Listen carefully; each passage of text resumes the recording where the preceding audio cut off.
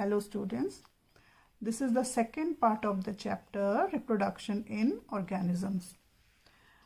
In the previous part we have studied up to fragmentation.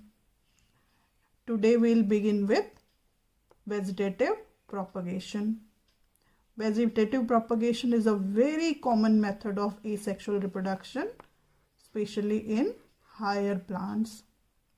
In higher plants, the part which take part in vegetative propagation is called vegetative propagule.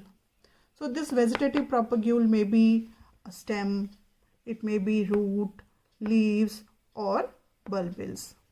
So the most common vegetative propagules are the stems. In plants like potato, the vegetative propagule is called tuber. There are nodes present, and on these nodes there are buds. In tuber, these nodes have got small buds which are which basically develop roots and small outgrowth when favorable condition comes. Okay, and these nodes are actually called as eyes in potato. Also, you must have seen onion and garlic, that the vegetative propagule is modified in the form of bulb. Likewise, in ginger, the vegetative propagules are present on rhizome. Also in turmeric, in banana also. Likewise, in mint, it is called sucker. Then grass, it grows so fast vegetatively with the help of runners. Runners also have got nodes, and when they come in contact with the soil, they develop the roots, and on top of it, the buds develop into a new plant. Likewise, in case of jasmine, they are called stolon. And the most, you can say, aggressive type of vegetative propagation is seen in water hyacinth, which is called eichhornia.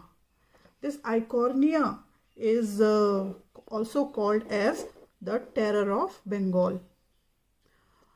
Actually, this plant is a very beautiful plant. It was imported to India as an ornamental plant, but later on it was seen that it behaved like an invasive weed in standing water, and it started growing very fast through vegetative propagation, basically with the help of offset. Offset is a runner type of structure which is basically shown by the aquatic plant. And because of this fast vegetative propagation, it started draining the oxygen from the water.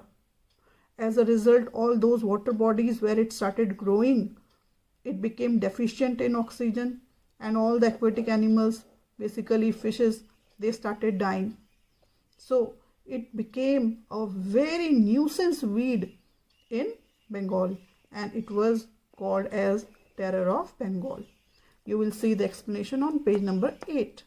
This is a very important question which is asked from this chapter.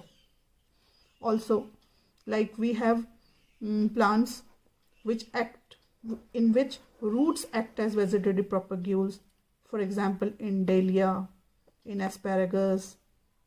And also you must have seen there are plants called bryophyllum, kalanchoe, where the leaves have got notches.